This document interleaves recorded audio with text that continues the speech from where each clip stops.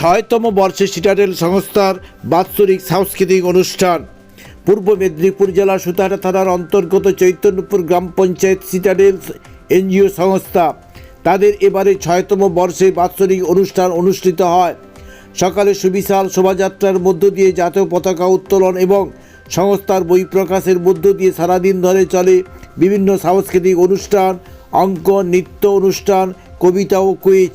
সূত্রে জানা যায় এই সংস্থা সাধারণ মানুষ, পথ চলতি মানুষ ভবঘুরেদের দিয়ে তাদের আহারের ব্যবস্থা করেন। শীতকালে ভবঘুরেদের জন্য শীতের পোশাক তুলে দেন। এছাড়াও নবম শ্রেণী থেকে দ্বাদশ শ্রেণী পর্যন্ত আর্টস এবং সায়েন্সের মেধাবী ছাত্রছাত্রীদের জন্য বিনামূল্যে পড়াশুনোর দায়িত্ব নেয় সিটাডেল সংস্থা।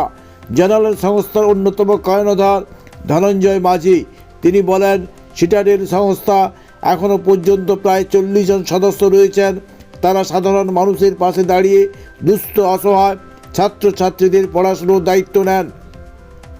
দুস্থ অসহায় ভবঘুরেদের দুমুঠো দুবেলা আহার তুলে দেওয়ার পরিকল্পনা করে থাকেন।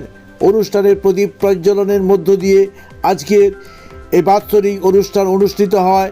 রাত্রিকালীন হলো বিশেষ সাংস্কৃতিক অনুষ্ঠান।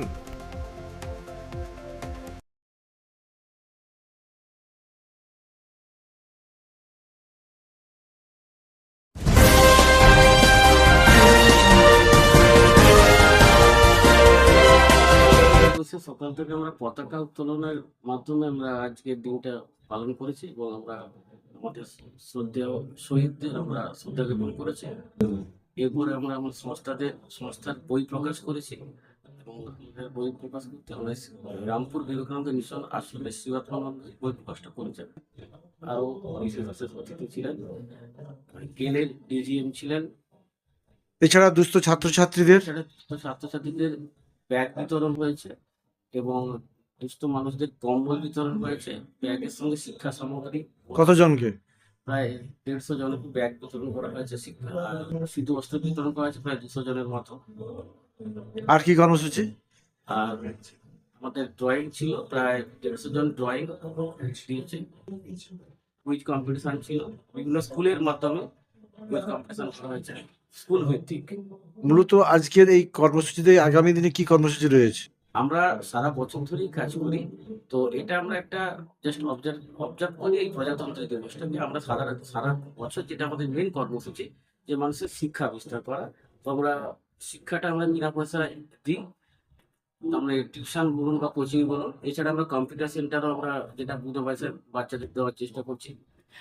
আর যারা একদমই দুস্থ তাদেরকে ব্যাগ, বই সারা বছরের যেটা লাগে প্রায় এরকম 80 থেকে 100 জনকে আমরা এটা করি। কতজন শিক্ষক রয়েছে টিউশন দেওয়া? আমাদের টিউশনে প্রায় 7-8 জন শিক্ষক হয়েছে। কোন ক্লাস পর্যন্ত টিউশন দিচ্ছে? আমরা নিচু ক্লাসটা পারি না, 9 থেকে 12, সায়েন্সটা 12 পড়া হয় না। এছাড়া আমরা রাস্তায় সারা বছর ধরে আমরা খাবার দাবার দিই। যারা খবর করে বলা হয় ওদের খাবার দেওয়া হয়, ওদের ব্যাগ ওদের কম্বল বিতরণ করা হয়, ওদের বস্ত্র বিতরণ করা হয়। আমরা ওদের গিয়ে রাতে গিয়ে ওদেরকে গাড়ি চাপিয়ে আসি। এছাড়াও আমরা সরকারিভাবে ব্লাড ডোনেশন ক্যাম্প সারা বছর না, ঠিক ওই বৃক্ষরোপণ প্রায় এই বর্ষাকালটা আমরা 3-4 মাস করতে থাকি। এবছর প্রায় 3-4 হাজার বৃক্ষরোপণ করেছে। আজকে আর কি করলেন? আজকে সন্ধ্যাকালীন একটা অনুষ্ঠান হচ্ছে এখন এই মুহূর্তে, বা এর আগে আমরা ছন্দে গানে অর্থাৎ কবিতার একটা আমরা প্রোগ্রাম রেখেছিলাম প্রায় ঘন্টা দেড়েক, যাতে কবিতা মানুষের মধ্যে কবিতার জন্য একটু বিস্তার থাকে এবং সবাই এই কালচারে। মানে শিল্পীর আগেই ছিল আমাদের যেটা আমি একদম এলাকারই, একদম আমাদেরই এলাকার বললেও ভুল হবে, আমাদেরই একটা পার্ট MS গিটার আমরা নাম দিয়েছিলাম।